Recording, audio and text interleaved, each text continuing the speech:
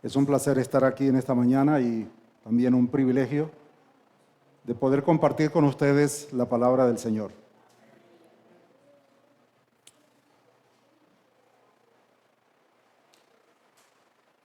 El propósito del tema de esta mañana es, como lo he estado haciendo últimamente, me gusta dar la conclusión al principio.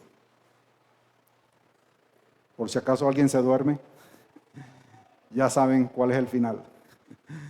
Bueno, la conclusión.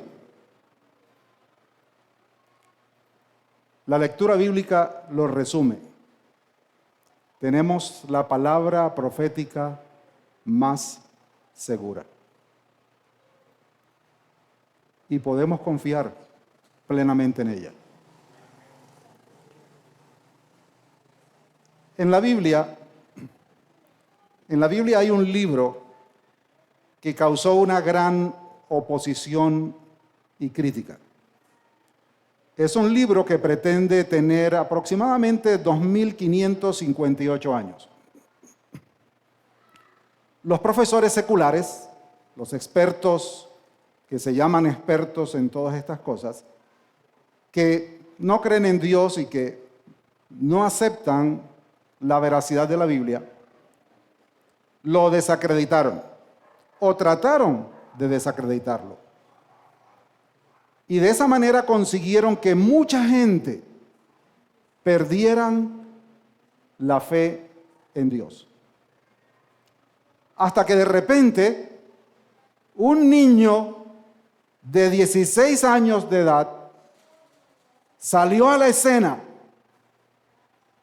y en un minuto derrotó todos los argumentos que estos expertos, como se llaman ellos, tenían. Quiero darles la bienvenida al estudio de la palabra en esta mañana. Ya oramos, pero vamos a inclinar nuestro rostro para orar nuevamente. Padre, imploramos tu unción de tu Espíritu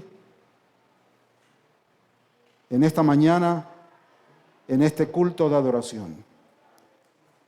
Abre nuestras mentes, como dijo Pablo, para que podamos entender la razón por la cual tú nos has llamado. En el nombre de Jesús. Amén. El libro del cual les quiero hablar es el libro de Daniel. Es un libro único, pequeño, no es tan grande, aunque hay algunos más pequeños que este. Pero antes de que yo les hable de ese joven de 16 años que apareció en escena y dejó en silencio todos los argumentos de los profesores seculares en un minuto, yo necesito decirles por qué ese libro fue fuertemente atacado y desacreditado por cientos y miles de personas. Este libro cuenta la historia de un joven y sus amigos. Tengo aproximadamente 60 años asistiendo a la iglesia. Y durante esos 60 años he escuchado esta historia de muchas maneras. Y cada vez que estudiamos esta historia aprendemos algo nuevo. Por lo menos me pasa a mí. La historia de este joven, que de paso no es el joven de los 16 años del cual les voy a hablar más adelante, ¿verdad? Daniel y sus amigos fueron llevados cautivos a Babilonia y luego fueron seleccionados para servir en el palacio del rey, donde toda la gente quería que él y sus amigos recibieran la mejor educación. La mejor educación babilónica. En ese momento Babilonia era el imperio pujante, un imperio muy grande. Pero Daniel y sus amigos tenían ciertos principios debido a su fe. Y ellos decidieron no perder su identidad. Para ellos era muy importante su fe, lo que ellos creían. Y aunque sus nombres fueron cambiados por nombres de los dioses babilónicos, ellos decidieron mantenerse firmes.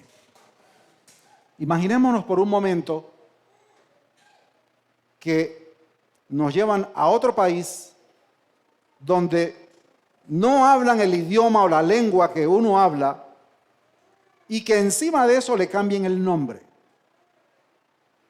Y que además de eso, los nombres sean nombres de dioses babilónicos. Daniel significa Dios es mi juez. Pero le cambiaron el nombre por Belsasar, que significa que Bel proteja al rey. Bel era otro nombre que le daban a un dios babilónico, Marduk. Ananías, que significa gracia de Dios, se transformó en Sadrach, que significa orden de Akú, otro dios babilónico que representaba a la luna. Misael, que significa quién es como Dios, pasó a ser Mesac, que significa quién es semejante a Akú, o sea, el dios de la luna. Y Azarías, que significa Jehová ayudó, fue alterado por Abednego, que significa siervo de Nabú, un dios babilónico relacionado con la sabiduría. Y ahí estaban Daniel y sus 3 amigos, en una situación no muy cómoda, sirviendo a un rey que no era su rey. Pero las cosas se pusieron más interesantes cuando el rey de Babilonia, Nabucodonosor, a veces lo digo, le cambio las sílabas, este rey tuvo un sueño. Todos hemos oído hablar de este sueño, ¿verdad? Muy bien. Hoy no vamos a estudiar esto como un acto profético, aunque está involucrado a la parte profética. Pero vamos a ver la historia detrás del telón, la esencia, el mensaje central de este sueño. Es interesante porque yo en algunos momentos me pregunté, ¿por qué Dios le dio un sueño a un Dios, a un rey pagano? ¿Por qué Dios no le dio el sueño a Daniel? Si él estaba con Dios, ¿verdad? Y su nombre significaba Dios es mi juez. Pero Dios tiene sus planes. Dios sabe mejor que yo.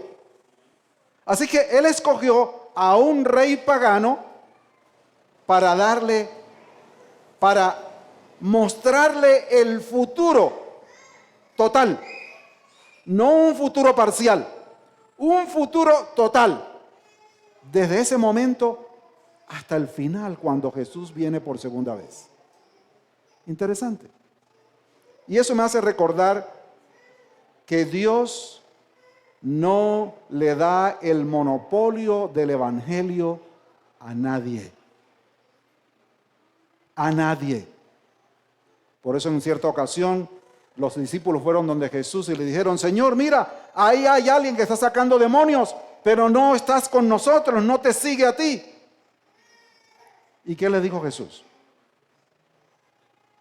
Si lo están haciendo correctamente, ¿por qué lo vas a atacar? ¿Verdad? No hay necesidad de estar en contra de ellos, porque no están en contra de lo que nosotros enseñamos. Así que ahí estaba Dios dando un sueño a un rey pagano y mostrándole el futuro total. Fue un sueño perturbador. Cuando leemos en el capítulo 2 de Daniel, Habla en plural, no fue uno, fue varios, como que una serie de sueños. Y el rey estaba perturbado, ¿verdad? El problema es que el rey no se acordaba del sueño. Y él quería que no solamente le dieran la interpretación, pero que también le dijeran qué era lo que había soñado. Él tenía astrólogos profesionales que decían saber el futuro. Y él, como era el rey y había cautivado a mucha gente de muchas regiones, él se había traído a todos esos sabios de diferentes regiones, que algunos eran astrólogos, otros eran adivinos, otros eran hechiceros. Toda esa gente que supuestamente decía conocer el futuro. Y ahí estaba, con ellos. Los llamó y les dijo: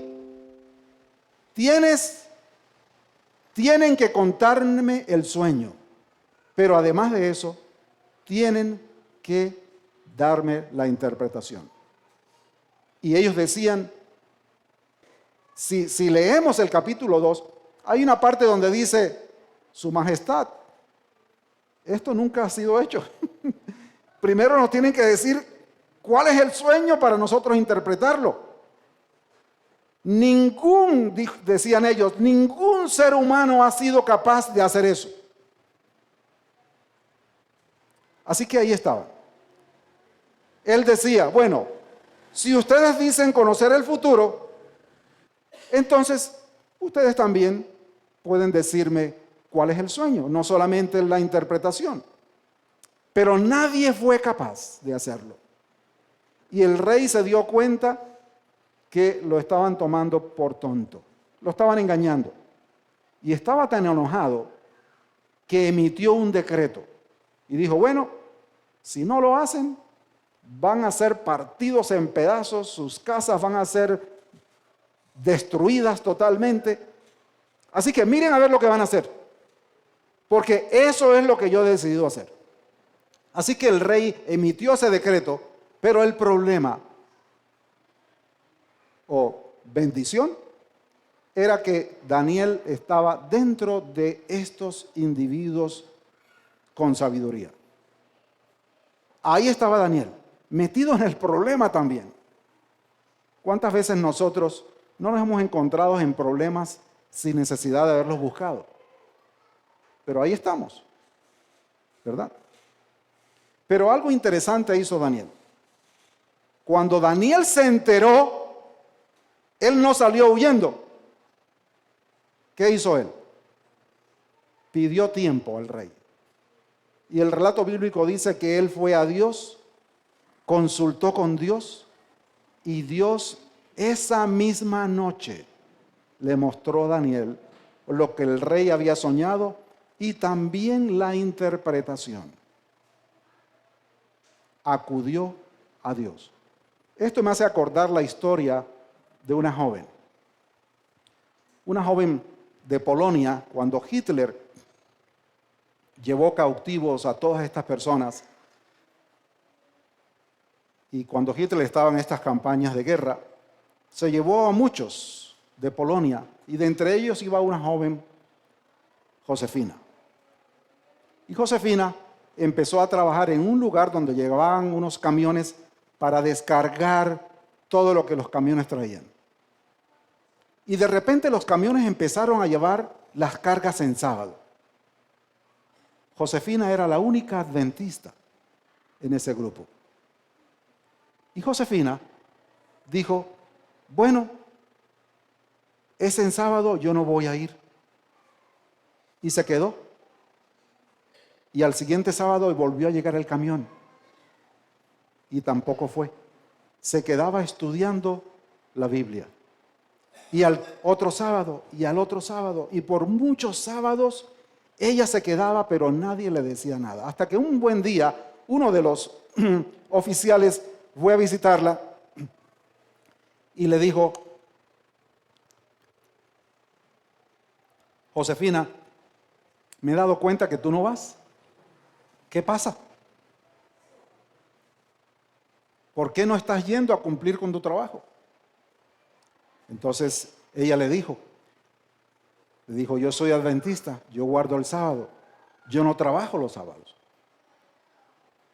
Y ella estaba muy atemorizada, porque en cierta ocasión había visto cómo habían puesto contra el paredón a un montón de personas, las habían matado y las habían echado en una fosa común y le empezaron a echar tierra, y ella veía cómo todavía algunas personas se movían y cómo la arena se movía porque algunas todavía estaban vivas. Y ella decía, Señor, si me llevan al paredón, por favor, si me llevan al paredón por ser obediente a ti, por favor, que muera rápidamente. Así que el oficial la llevó al comandante, la reportó, y cuando llegó allá, le dice, Josefina, sabemos que tú trabajas muy bien. ¿Por qué no estás yendo los sábados a hacer tu trabajo? Y ella le habló de su fe, le habló de su convicción. Y el comandante le dice, bueno, vamos a arreglar ese problema. De ahora en adelante vas a trabajar aquí. Vas a servir el café, vas a servir el pan, vas a hacer todos los oficios aquí, vas a atender la chimenea y todo lo demás. Lo interesante, le dice el comandante, es que esta oficina no abre los sábados. Qué alivio para Josefina. Su fe, su fidelidad la llevó a un lugar diferente y mejor y la libró de la muerte. Así que Daniel estaba frente a un problema. Necesitaba una solución. Y dice que esa misma noche él fue y habló con Dios, ¿verdad? Y habló con él y le expuso cuál era el problema que tenía. Por supuesto, ya Dios sabía cuál era el problema, pero él le habló y le pidió la dirección de Dios. Este relato, ¿verdad? Este relato de Daniel puede ser súper incómodo para los eruditos, para los profesores seculares, para los profesores modernos. ¿Por qué? Bueno, porque el sueño que tuvo Nabucodonosor era una profecía, era una predicción sobre los reinos futuros, y ese era todo el problema de ellos. Ellos no aceptaban que el libro de Daniel fuese un libro escrito por una persona dirigida por Dios. Por lo tanto, ellos buscaban muchos argumentos para desacreditar el libro de Daniel. Ahora, si el libro de Daniel, que hablaba de Dios y hablaba del sueño de Nabucodonosor y que mostraba el futuro, era inspirado por Dios, entonces ellos tenían que aceptar que este libro tenía un origen sobrenatural, que este libro no había sido hecho por hombres. Esto solamente es un libro escrito por una persona que no fue escogida al azar, sino que fue escogida por Dios para hablar del futuro. ¿Estamos? ¿Estamos claros? ¿Me siguen el pensamiento? Así que tomemos por un momento la estatua del sueño que tuvo este rey. Y hablemos un poquito, ¿verdad? No nos vamos a dedicar mucho tiempo, solamente para poner algunos fundamentos. Ahí está la estatua, Daniel, Nabucodonosor y Dios. El sueño de Nabucodonosor, dijo Daniel, le dijo, Su Majestad, la cabeza eres tú, Babilonia. Tú eres la cabeza. Dios te dio a ti el privilegio de ser la cabeza. Y es de oro, oro puro. Sus pechos y sus brazos de plata. Su vientre y sus muslos de bronce. Sus piernas de hierro y sus pies en parte de hierro y barro cocido. Y ahora le dice, también viste que una piedra fue lanzada, pegó en los pies, los desmenuzó, y el viento sopló fuertemente, los regó por todos lados, y allí se hizo una gran montaña en todo el terreno. Ahora, esa roca, sabemos nosotros quién es. Esa roca que golpeó se convirtió en una enorme montaña. Y ese sueño es un sueño sobre los reinos futuros. Y eso era lo que los eruditos no querían entender. Los eruditos decían, no, alguien sabía la historia, sabía todo lo que había pasado, sabía la historia de todos los reyes, de todos los reinos, de todos los hechos que habían sucedido, y un día decidió sentarse a escribir todo lo que había sucedido. Eso no pudo haber sido una profecía. Alguien lo escribió después que las cosas sucedieron. Pero ahí estaba Daniel diciendo, Su Majestad, usted es la cabeza, de oro puro. Pero lo interesante es que cuando nosotros vemos todos esos metales, nos damos cuenta de algo interesante. El oro es blando, y a medida que usted va bajando, los metales son más duros, son más fuertes. Interesante, Babilonia es la cabeza de oro. Hoy día el mundo basa su economía en base al oro. Hubo un tiempo en que Estados Unidos tener oro era un delito. Y dieron una ley para que todo mundo que tuviese oro lo llevara a las arcas del país. No podían tener oro en su casa. Y de esa manera la economía de Estados Unidos floreció porque ahora era el país que más oro tenía en el mundo. Pero sabemos lo que está pasando hoy día. Hay una gran competencia en esa área y el oro sigue siendo algo interesante. Todo el mundo quisiera tener oro. Y muchos hablan del oro y la plata. La plata, el metal, es más duro que el oro. Y así sucesivamente, cuando usted baja a través de la imagen de este sueño, los metales son más duros. Así que ahora Daniel le dice al rey, tú eres la cabeza de oro, después de ti vendrá otro reino, y ese reino va a quitarte a ti y se va a poner él. Después de ti vendrá, después de ese vendrá otro, y después otro, y así sucesivamente.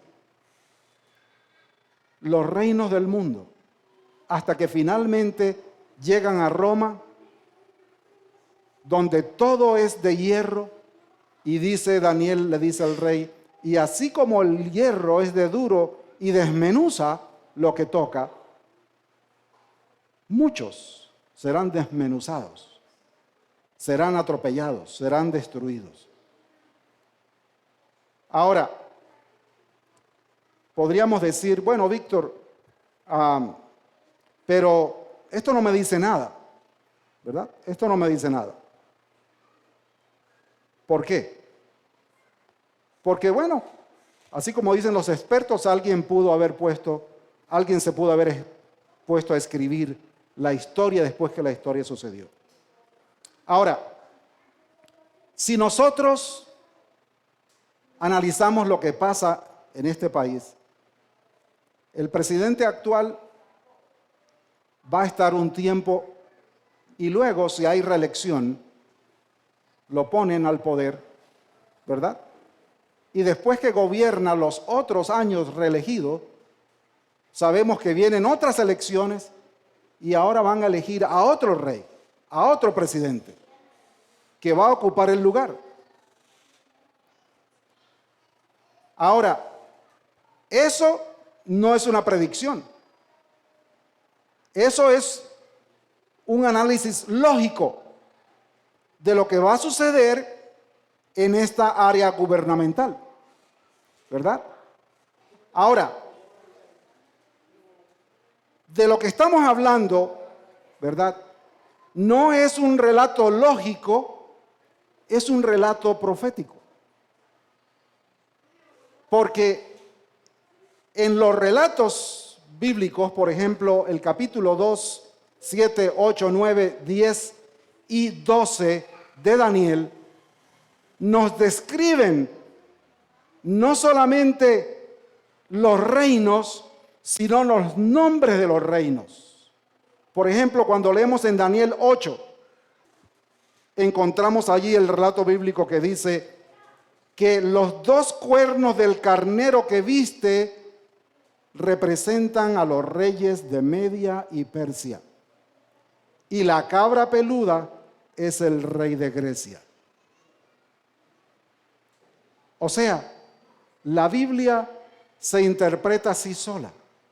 La Biblia nos habla de esos reinos con nombres, no simplemente de una manera genérica, sino que nos da los nombres de los reyes. En resumen, tenemos aquí a Babilonia, a Medo-Persia, a Grecia y a Roma. Es muy fácil decirlo ahora porque ya sucedió. Pero cuando Daniel estaba hablando del sueño, tenía que confiar plenamente en Dios, porque esas cosas Dios estaba diciéndole al rey Nabucodonosor en el sueño que iban a suceder.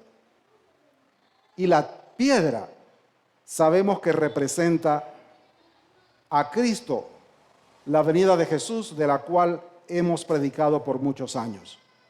Ahora, yo los desafío para que, no lo vamos a hacer ahora, pero para que lean en sus Biblias Daniel el capítulo 2, 31 al 45, Daniel 7, 1 al 18, Daniel 8, 1 al 8, 20 al 25. Si lo quieren tener al final, yo se los doy. Porque en esos versículos encontramos el resumen de todo lo que hemos hablado y es realmente alucinante, impactante, la precisión y la autenticidad de la palabra de Dios. Y nos quedamos asombrados de cómo sucedieron. ¿Se dan cuenta ahora por qué los expertos, los que se llamaban expertos, profesores seculares, criticaron y ridiculizaron el libro de Daniel? Porque para ellos el cumplimiento de las profecías mostraban y demostraban que la palabra de Dios era inspirada. Las profecías no solamente están hechas para mostrar el futuro, sino que también están hechas para darnos confianza en que Dios está en control de todo y que Él conoce el futuro y sabe lo que es mejor para nosotros. Ahora,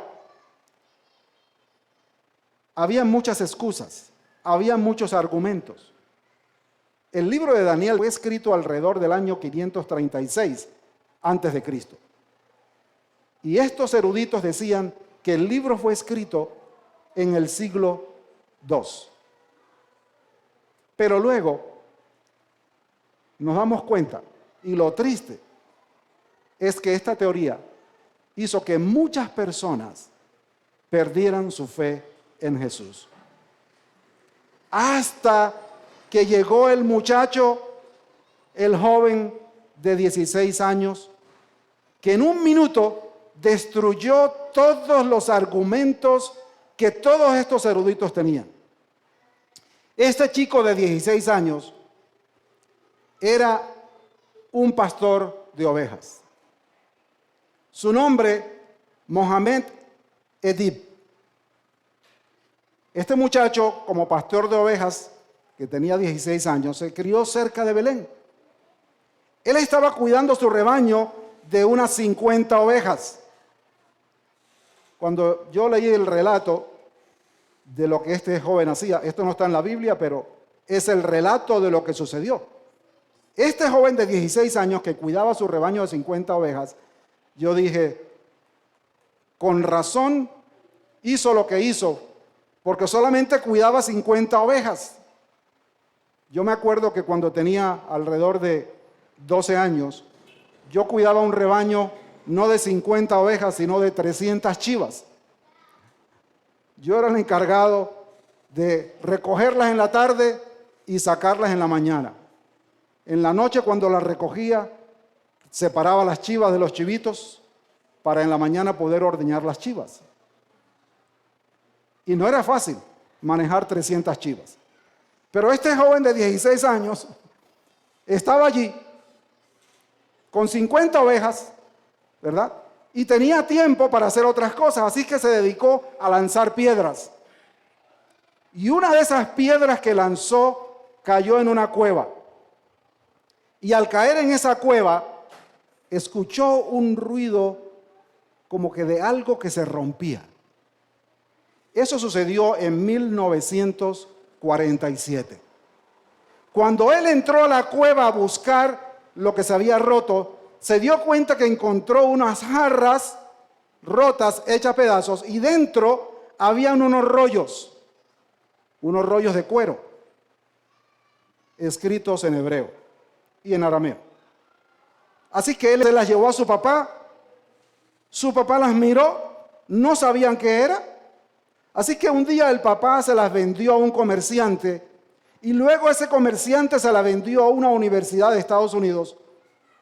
Y ahí empezaron las investigaciones y se dieron cuenta que estos tenían los escritos de Daniel, pero no solamente de Daniel, de Isaías. Y de acuerdo a los datos que dan los expertos,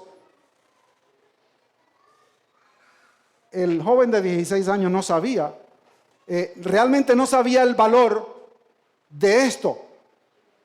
Pero ahora empezaron a investigar y se dieron cuenta, y ahora un famoso profesor, dos famosos profesores, Frank Cross de la Universidad de Harvard y Eugene Urich de la Universidad del Notre Dame de la India, ahora confirman que estos rollos encontrados en estas cuevas habían existido mucho tiempo atrás, antes que sucedieran los eventos del reino de Medo-Persia, el reino de Grecia y el imperio romano.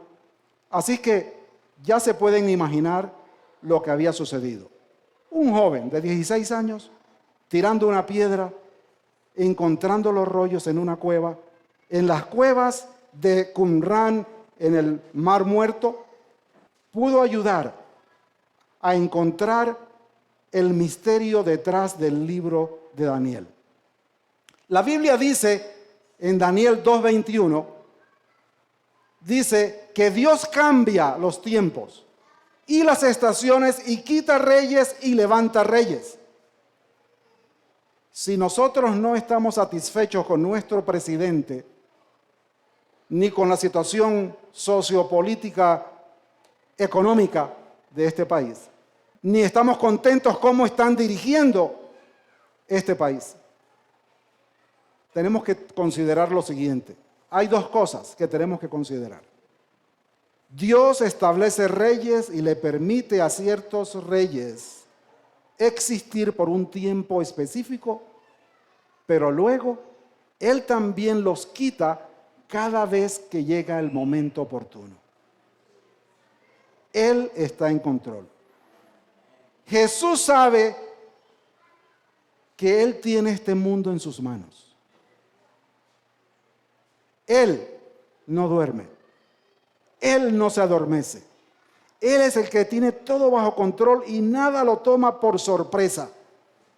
Por eso en el Salmo 121 dice: alzaré mis ojos a los montes, ¿de dónde vendrá mi socorro? Mi socorro viene de parte del Señor, quien hizo los cielos y la tierra. No dará su pie al resbaladero, ni se dormirá el que te guarda. He aquí no se adormecerá ni dormirá el que guarda a Israel. El Señor será tu guardador, el Señor será tu sombra a tu mano derecha. El sol no te fatigará de día ni la luna de noche. El Señor te guardará de todo mal y Él guardará tu alma. El Señor guardará tu salida y tu entrada desde ahora para siempre. Y segunda de Pedro, en una versión que me gusta, que es la palabra de Dios para todos, y con esto terminamos, dice: podemos confiar por completo en lo que dijeron los profetas. Segunda de Pedro 1, 19 al 21. Podemos confiar por completo en lo que dijeron los profetas, y está muy bien que ustedes sigan cuidadosamente sus palabras. Sus profecías son como una lámpara que alumbra en la oscuridad hasta que llega el amanecer, en el que Cristo, como la estrella de la mañana, les traerá nueva luz al corazón. Sobre todo, deben entender que ninguna profecía aparece en la Escritura por el deseo propio del profeta. Este sueño de Nabucodonosor simplemente nos da la seguridad. Todo está bajo control. Tenemos que confiar en Dios. Tenemos que confiar en que Él está a nuestro lado, que Él nos cuida, que Él nos guarda, que Él nos dirige, que Él nos protege, que Él va con nosotros. Esta historia no es solamente para decirnos que hubo reyes o para que sepamos el significado de cada parte del sueño. Sí, es parte, pero no es la parte más importante. La parte más importante es que Dios conoce el futuro, y así como ayudó a Daniel y a sus compañeros para que no perdieran la vida frente a la amenaza del rey, descifrando el sueño y dando el significado y sabiendo que era el sueño, de igual manera Dios tiene un mensaje para nosotros hoy. Y el mensaje es: confía en mí. Todo lo que está escrito en la palabra de Dios es verdadero. Y muchas veces Jesús, cuando le habla a Juan en el Apocalipsis, le dice: escribe, porque esto es verdadero. Porque esto es verdadero. Que el Señor nos bendiga, nos dirija en este día y nos permita seguir confiando en su palabra, porque Él nunca permitirá que su palabra sea tomada en vano. Vamos a cantar el himno número 209.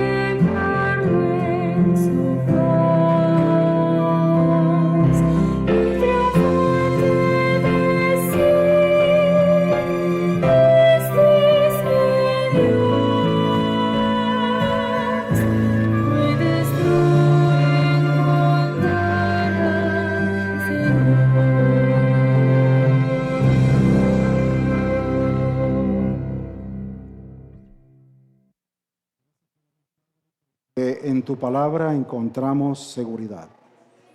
Aunque el hombre dude, en tu palabra encontramos la luz que nos alumbra el camino. Aunque el hombre la ridiculice, estamos seguros que tú la has dado para que todos podamos ir por fin a casa contigo.